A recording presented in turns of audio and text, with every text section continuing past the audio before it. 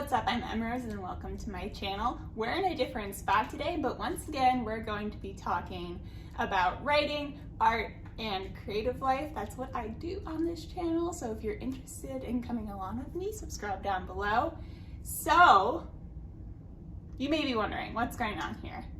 I have a couple of fabric and yarn dyeing projects that are also going to double as book research. And I figured while I work on them, I'll explain a little bit more about what I mean and this concept of where a book begins for me. I got this idea from watching a video in Brandon Sanderson's series of lectures, which are all available here on YouTube, and I'll link down below. Oh, mister. My little helper has already knocked over one of my projects.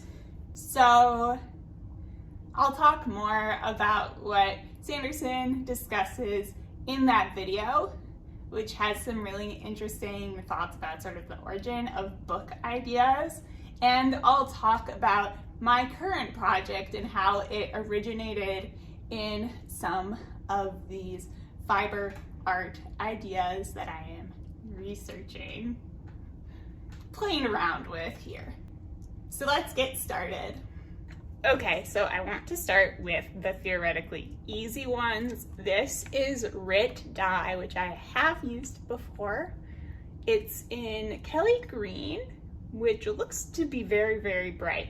And what I'm going to be doing today is trying to refresh some clothes and one other little thing to kind of bring more life into them. So let me show you the before on these, and then I'll fill up this pot and tell you a little bit about my book. Okay, this was in my to be donated pile, but it's kind of worn out and I just want to save it. I'm just not very into this color. So into the pot it goes. This is a really interesting and cool dress that I bought on Poshmark like several years ago. I've worn it many times, but light blue is also not really my color. All of these materials are natural, but they're not all the same. We've got some cotton, we got some silk actually, and rayon. So hopefully they play nice together. And then finally, let's see if I can show you this whole thing. Ta-da! This is my mini ironing board. I use it for ironing my other, sewing projects and, the occasional time when I need to wear a nice shirt. I also use it as a lap desk, and I've always thought it was kind of ugly. It's from IKEA, like 8 years ago. So it also has some stains and burns on it. It might just look a little nicer if it's green. So let me take that off and throw it in there. So far what you see here is just water with some salt and vinegar. That's supposed to help the natural fibers in here get dyed. Star, do you want to check it out? It's hot water. He doesn't like it. I don't think you're gonna like that, buddy. So what I'm really doing here is kind of cosplaying or going on a little imaginary journey as one of my characters who is a witch, and her magic is based in weaving and other fiber arts.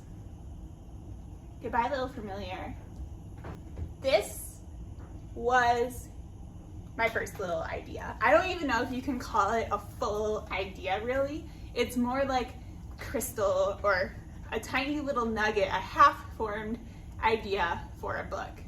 I've always been really interested in the kind of witchery and magic that seems like really hard work. And that is something I was thinking about it was something that I was kind of puzzling and chewing on in my head, especially as I read the novel Circe by Madeline Miller. Now that's a really good book, a definite favorite of mine. I'm sure many of you have read it. But in that book, Circe is a witch among gods, right? And so the gods have these powers, but they're very distinct from hers. And she kind of suffers for that because they belittle her and they diminish the extent of her power because she has to do things like collect certain ingredients, and she has to be very methodical and put in a lot of effort, I would say, where others don't. And I was very interested in looking at that concept. And I think something that reminded me of that kind of hard methodical work was fiber art. For a long time, I've been a knitter. I have dabbled in a whole bunch of other fiber arts as well, especially weaving and crochet.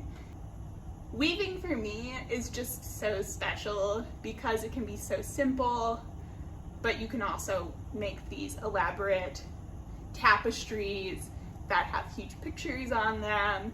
It is something that we take for granted because a lot of our clothes are woven materials, right? And we don't even think about how that is made. So very, very interesting to me. And I liked the idea of having a witch who had to spend so long making her spells, but then maybe her spells could be almost anything. So here I am kind of like working and working on these tiny little threads of an idea. You should go watch the Brandon Sanderson video because he talks about how he put together his ideas for Mistborn, and it's very interesting if you've read that book, and it's interesting to see how he pieced together the world. And what I really wanted to talk about from that video is how he describes ideas kind of collaging together, because I find that very, very relatable. I don't typically come up with like a premise.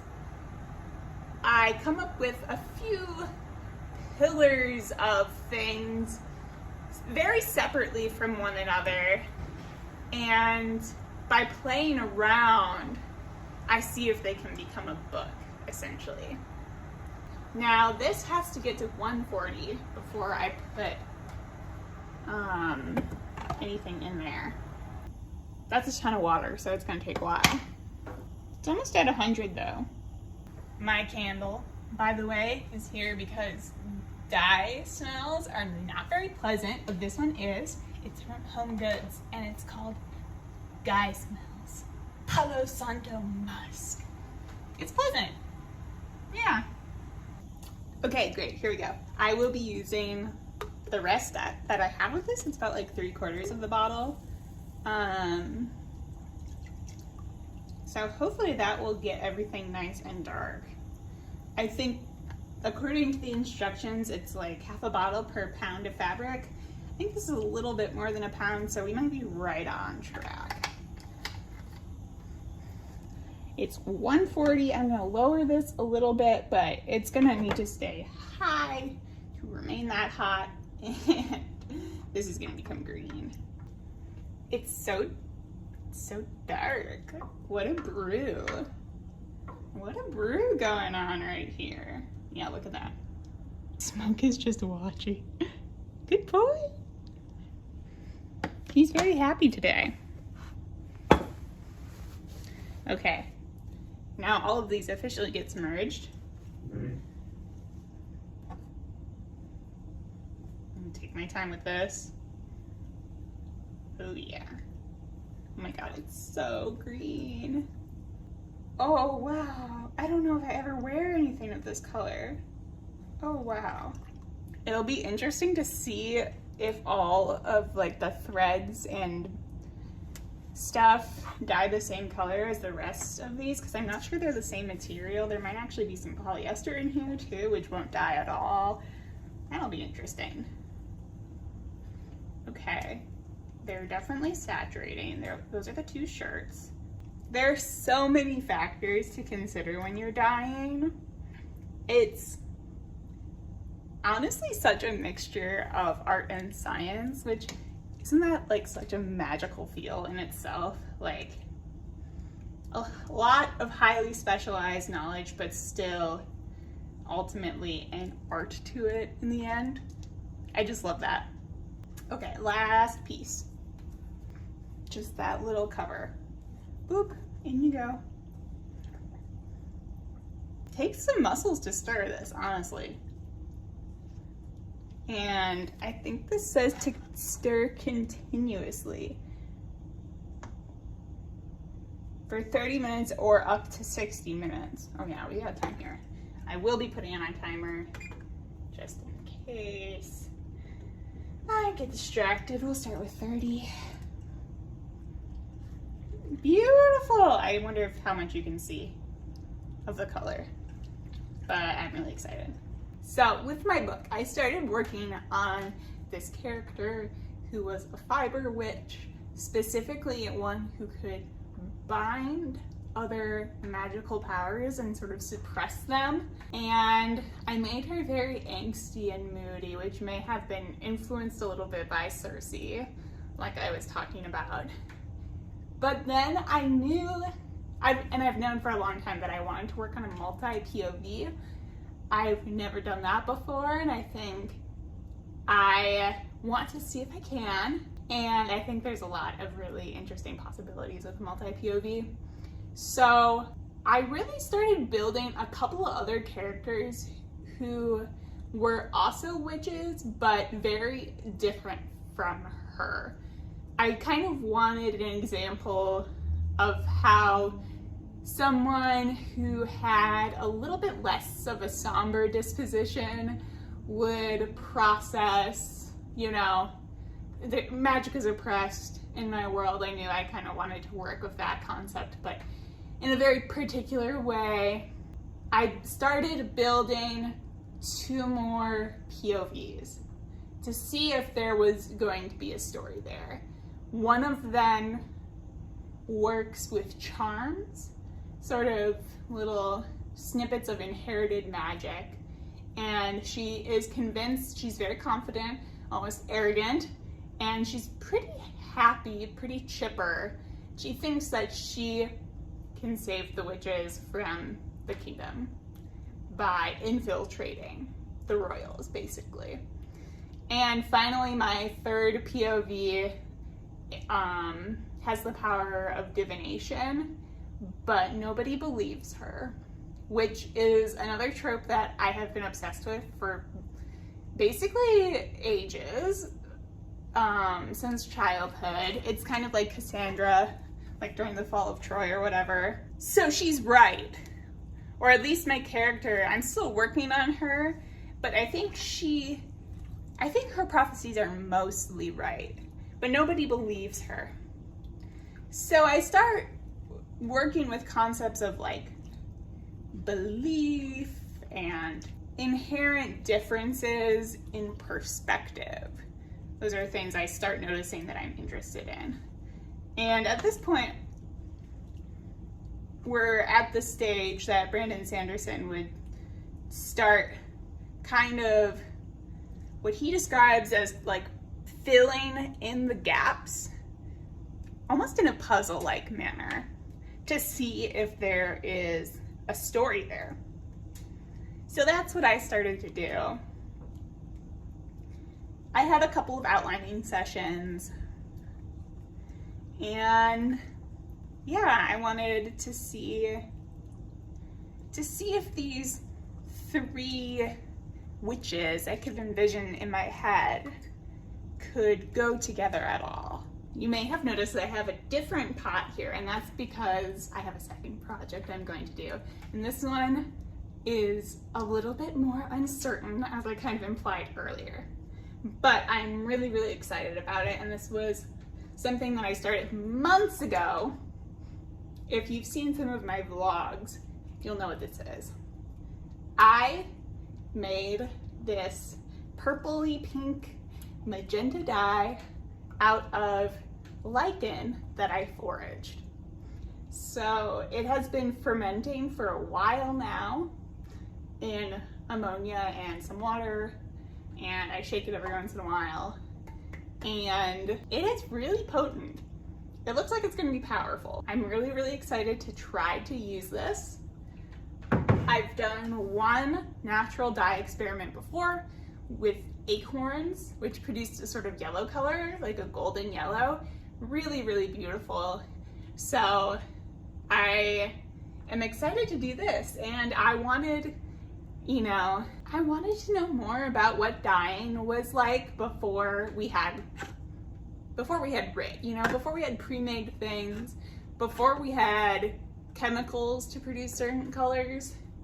I wanted to know how we got those colors in the first place, because one of the things I'm playing with my fiber, which is like color being very important and hard won. So if she needs a certain color, she's gonna have to find the exact right thing to include it in her woven spell or her knot or whatever. I think that's something that kind of clicks for a lot of people, even if you don't know anything about fiber art.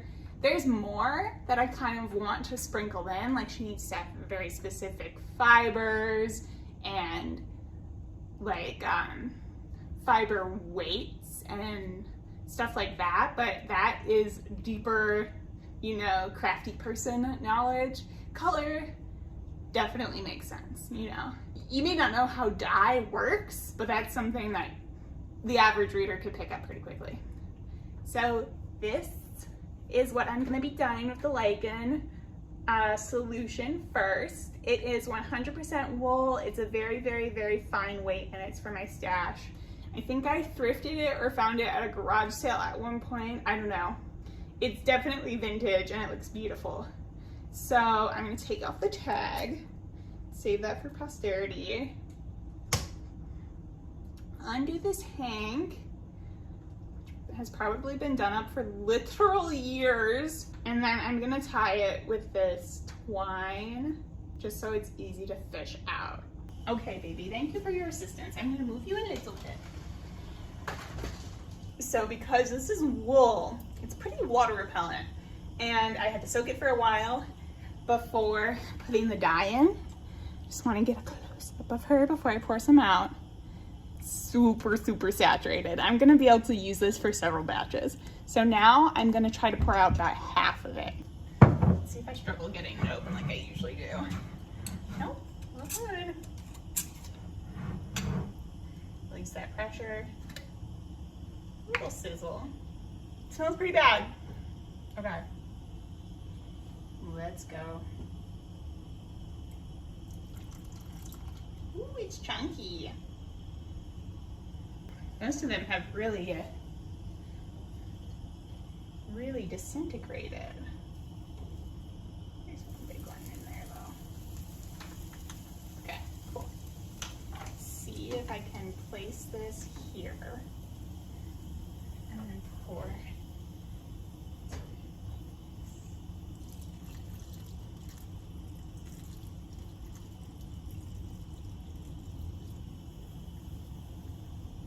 Oh yeah. Oh yeah.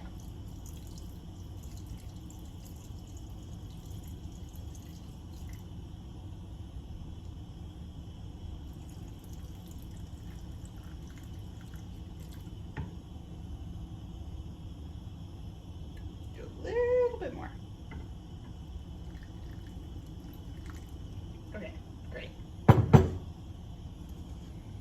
And there's still some lichens in there, so I'm going to try to put those guys back so that they can give me a little bit more of their power. Their dye power. Not their actual magical power, but I wish, right? And the instructions I've been following say to bring this to a boil. It's almost there already. I'm going to leave it there for a couple of minutes and then reduce to simmer. This guy needs stirring too.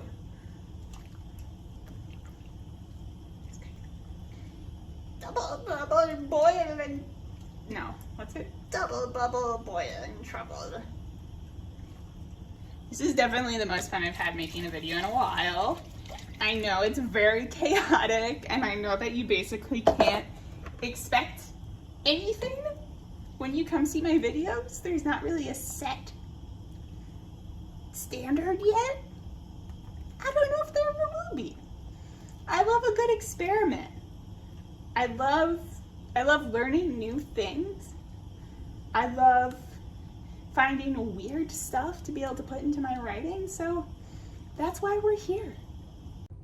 I genuinely have no idea what color this lichen is going to turn, because it's like really, it's like a purpley gray. That is not what I was expecting. I was expecting pink, but there might be some more of that coming through. We're gonna try to get this as dark as possible, so it'll be in here for a long time. So almost done on this one. This one has to set for about an hour. And let's talk about the final piece. I sort of collaged into these tiny little crystals of ideas to make the beginning of a real book. One of the things that I haven't done really much of at all is write romance plots. My romance plots tend to be like unrequited situations, spent a lot of time writing that. Or just like slow burn to the point of being a B plot or a C plot, or, you know, not very existent. So I have been thinking about I've been psychoanalyzing myself a little bit and wondering why I'm shying away from that, but I've also been trying to figure out the type of romance that I would really enjoy writing, and I have worked out that I would love to do some of these like mistaken identity, but also like fake dating kind of tropes. I'm very interested in those. I have long been very into like the Shakespeare comedy where there's some sort of inherent miscommunication that causes a hilarious sequence of events in the romance plot. Think like The Tempest. That's like a mistaken identity situation with real dating. But anyway, hey bud, do you want to look in them? We can look in them together. What do you think?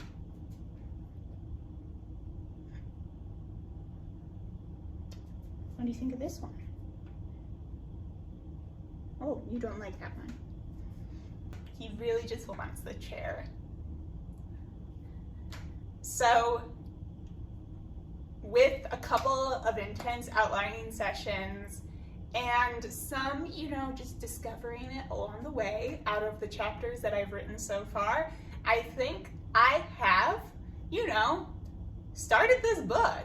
I have a real solid idea here, and I think there are some good ideas. I think Brandon Sanderson, oop, there's that one. I'm gonna leave it for a few more minutes while I chat with you. I think Brandon Sanderson makes a really interesting point at the end of this video that bad writers can take good ideas and run them into the ground, and that's not to be hugely insulting. I mean, like, bad as in inexperienced, bad as in not ready for that idea yet. And good writers can take kind of bad, unshiny, unimpressive ideas and make something really great with them. So we fuss about, you know, where these ideas begin, but in the end of his video, he kind of argues that it doesn't matter so much. Of course, I still have my feelings about it. I think that some really great ideas can come out of casting a wide net and being interested in kind of random things like this and really living them, really like immersing yourself in them, which is why I spend so much time doing this kind of thing. The sort of opposite end of the spectrum is also just as true. I think it's important to read within the sort of story niche that you are trying to write in, to, you know your peers and know what people are chattering about in whatever genre that you're interested in, because your book becomes part of the conversation no matter what, right? Those are the two things that I focus on most when it comes to feeding into my own sort of cycle of ideas. But then the idea to book process is really sitting down and doing the work, putting things next to each other, seeing how well they inherently fit, seeing, you know, what shape they begin to take, and then filling in the little holes. And if the holes fill in well, and if you can be clever with them, then that's when you have a story. And I think it takes a lot of time. I think that a lot of writers have sort of ideas either in their head or in some lonesome document on their computer, and they haven't found somewhere to sort of fit them together yet. They haven't had this collision of that one little nugget with another one. So it's not quite big enough to be a book yet. Sanderson says that he thinks most books are composed of like 2 or 3 of those little pieces.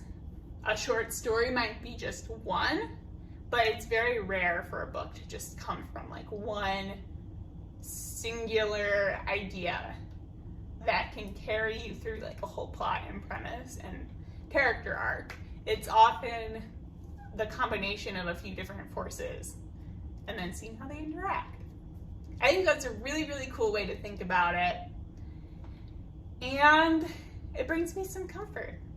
I think a lot about ideas, and I worry about running out of ideas, and it's good to know that like when you sit down and do the work, you can work with what you have in many ways. So with that being said, let's see what we have here with this first pot. It should be noted that I'm using pots that I thrifted. Dye is not food safe. You should really not be using your kitchen utensils for any little projects like this. So that's why I'm stirring with paintbrushes. Eventually I'll get my own stir sticks for this kind of thing. Ooh, it's warm. I'm gonna continue fussing with it for maybe 15 more minutes and then take them out.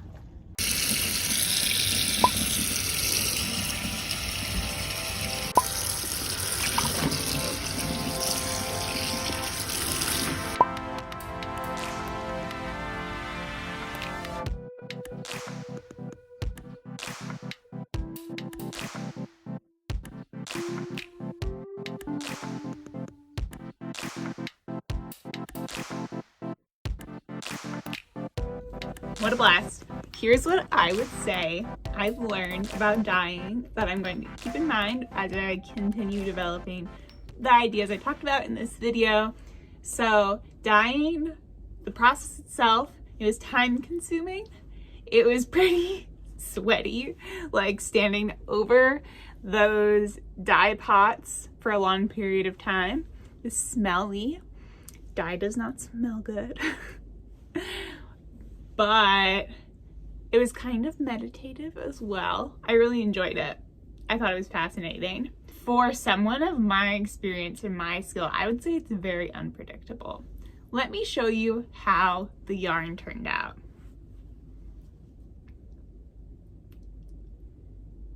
I think this is a truly stunning color.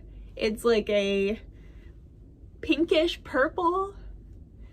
It's pretty saturated, but it's not the color of the yarn in the tutorial that I was following, right? So color matching is not so simple as following instructions step by step. I'm sure there's a lot of variation in dye concentration. I think that might have been the primary thing here if I had to make a guess, but I'm not sure. I think there's probably a bit of a difference in the species of lichen that I used. The post was from the UK. Maybe they have different oak moss varieties there. I think my dye may have also been a little bit influenced by the bark from the lichen. I didn't take it all off. I didn't separate it all from the pieces of lichen that I picked up. There are so many factors here. So if I choose to make my character need really, really specific things, a lot can go wrong. And I think there is room for a lot of interesting play there. However, she is an expert, you know. She has been doing this her whole life, so I imagine that she would still have a lot more experience than me. So I am going to wind this up, probably going to make a little shirt or something out of it, and I'm going to be dyeing more yarn too. See if I can get some different colors from that dye. I don't know. We'll see what happens. I'm excited. Thanks so much for joining me today. Once again, my name is Emrose, and I make funky little experiment videos like this where I bring you along with my creative process and I talk about some stuff that's on my mind. If you'd like to hang out with me, please like, comment, subscribe down below. I really appreciate it. It helps me out a ton. And that's it for now. All right. Until next time, this is Emrose. Thank you so much. Bye-bye.